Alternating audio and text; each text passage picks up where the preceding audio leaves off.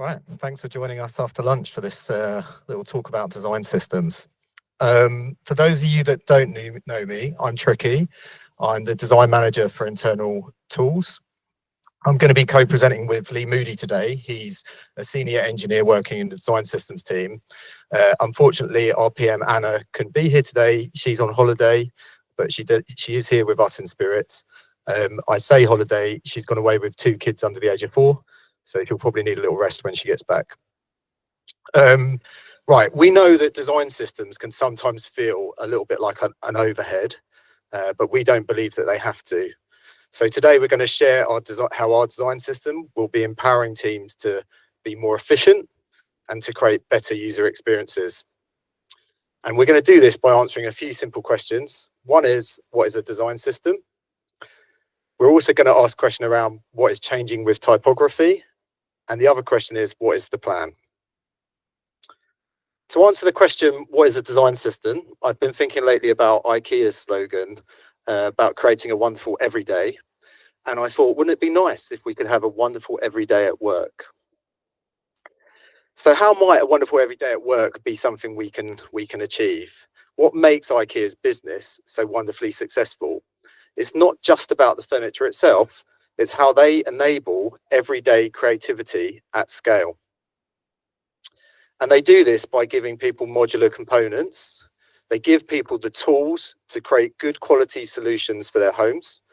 And they can do this easily and without extra effort. They also provide really good instructions, and they have a really good website with a catalogue on it, which makes it really easy for people to pick the right parts and personalize. Quality that you can trust is built into their products, standards baked into every part. You don't have to worry about the basics like stability or safety. And what this means is people have much more energy for what matters, so they can focus on solving their own design challenges in their homes and build spaces that fit their lives. If you go online, you'll see lots of websites with communities where people have like IKEA hacks and they share what they create. So how might our design system help us create our own wonderful everyday? Well, we're also building modular components, and we're hoping that we're going to make it easy for everyone to scale high quality experiences. We're going to be providing really clear guidance to give you confidence. So we've got a new website that we're launching. We'll be putting assets on Figma and in Storybook. And with good documentation and usage examples, we're hoping that designers and engineers can create with confidence. Built-in quality that you can trust. You'll be able to design and create knowing that accessibility and consistency are baked into the products. So as teams, you don't have to second guess this stuff. So if the basics are sorted, this means you can focus on solving the bigger UX problems and building better user experiences. Hopefully that's a helpful metaphor, but we all know what designers really care about, don't we? It's typography, right? So in all seriousness, typography is the product for a content product. It's how we report clearly, how we deliver insight and earn trust. So if we're talking about creating a wonderful everyday, typography isn't just decoration. It's a foundation of how we communicate. It supports clarity, it's brand defining, and it builds trust. I'm now going to hand over to Lee, who's going to show how changes to the way we work with typography are helping teams work more efficiently already. Thanks, Tricky. So we've had typography rules at the FT for a good while now. You might be familiar with these. We have a font scale that has 12 options within it. So these are combinations of font size and line height that as a designer or an engineer you can choose from.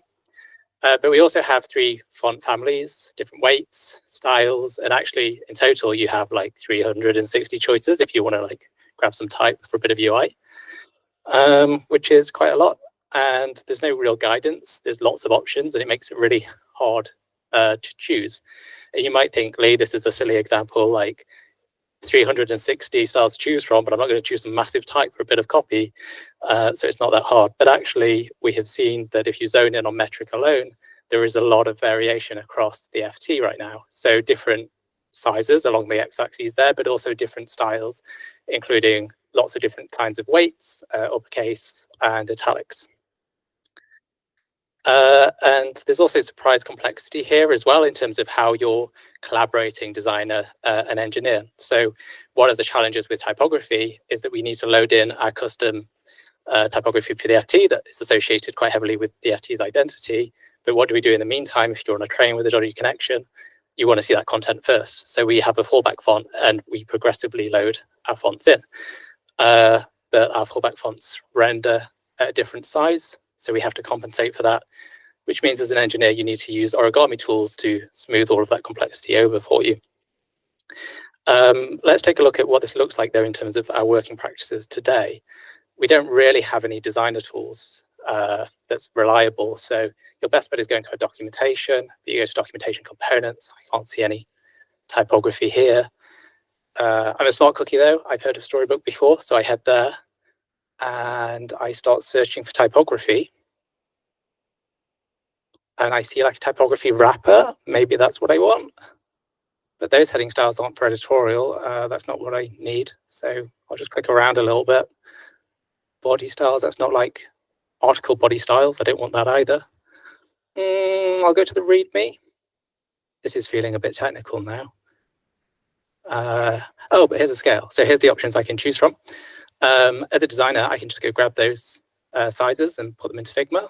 But actually, I'd rather they were just in Figma to begin with. And there's a scale there, so I need to hand that scale over to the engineer so they get the progressive font loading that I just mentioned. So as an engineer, I need to go into SassDoc, sort of read all of this technical details and like connect those two things together. So there's a little bit of friction there trying to find the right scale, make that choice, and then handing off to the engineer. It's really easy to make mistakes along the way at either point. Small changes really affect brand perception. So if our typography, like Tricky said, is brand defining, it's building trust, and it's supporting clarity, those small differences can have a big impact on that. And it's an issue that our readers have been raising with us. So you can see here feedback from our users. The font size for phones being difficult to read, clear information, good that our articles are on point, but however, very hard to read, and similar comments here. So to tackle this, we've sort of hidden the scale away, and we're giving designers and engineers 17 choices instead of 360 choices. We have different sort of display and heading levels, body, and then also different styles for like labels, captions, that kind of thing. And these also have like that reliability baked in. So those smaller font sizes are gone. They're not even an option anymore. And we've also moved to metric 2 with this as well. So that is a different font family that's optimized for digital displays, a little bit easier to read. So again, these are all in Figma, our engineering tooling, and our documentation as a hub to bring it all together in a way that our old rules weren't. So you can see this on our new website. I can actually search for the kind of typography that I need, and I see a nice list of typographies with a preview and a little description that explains this is where and how to use it. I can hit show code, and I can see that code within context. So I'm using the same language as my designer, and we can all see the same thing together. And again, there's links to Figma and Storybook. All of those different tools are integrated, so the guidelines of where you are as a designer or engineer. But I'm speaking with my origami hat on, I guess, and actually a lot of this work didn't come from origami. It was a real collaborative process. So Erica in the storytelling team did a lot of work to gather the user feedback and do an audit across the FT to come up with these styles. And Cara supported from the off with this really awesome script that would go around taking screenshots and comparing the different sort of styles used across our key pages. So a lot of the comments and the graphs that I was showing before was from Erica and Cara. And then the origami team got involved to help support systemizing this, building the tools around it, onboarding, and then thinking about how will we scale to other brands. So we worked closely with Dayan from the specialist teams for future scalability there. And then, of course, including all the product teams and editorial and brand to get feedback and iterate throughout that process. So those styles are now rolling out across customer products, which is awesome. I'm hoping our readers are going to notice the difference. I certainly have when I'm trying to read on the train. And this is one of many collaborations to come. It's really the beginning of a comprehensive design system that we can sort of shape and own together at the FT. And Tricky will talk more about that. Thank you, Lee. I've just seen the 1 minute warming in, but we started 5 minutes late, so I'm just going to carry on a little bit. So yeah, we've only had Anna RPM in the team for a couple of months, but we do have a product plan, which is great. However, our plan only works if we build the system with you. So whether you're a product person, a designer, or an engineer, it's your contributions that are going to shape the system. We've already had some feedback from teams about what's missing. You've told us that it's hard to get started with the design system. It can be hard to find stuff. And also that momentum gets lost sometimes without ownership or a home for in-progress ideas. So what we're focusing over the next 3 years is two things really: improving satisfaction with the system and also increasing the number of components teams use. So here's how we're planning to get there. In 2025, we're really focusing on aligning the tools. Imagine you're creating something new, and you can easily find the latest component guidance all in one place. If a designer makes a change in Figma, the engineer that you're working with can see that exactly what's needed in Storybook. This first phase is really about making it easier to find stuff and easier to contribute. 26, that's about us scaling to support multi-brand. So now imagine that you're a team from specialist, you've got slightly different needs, but you're still able to see the same system. So in this phase, we're making the system work across all of our products, not just one. And then in 27, it's about automating maintenance. By year 3, imagine a small design decision automatically flowing through design files, documentation and code. No duplication, no manual updates. So that's what's next. This isn't a mandate, it is a shared opportunity. If we want to design at scale, we have to build it together. The design system needs only a 1.91% efficiency gain across our internal users to pay for itself. We'll likely deliver something more like 10%.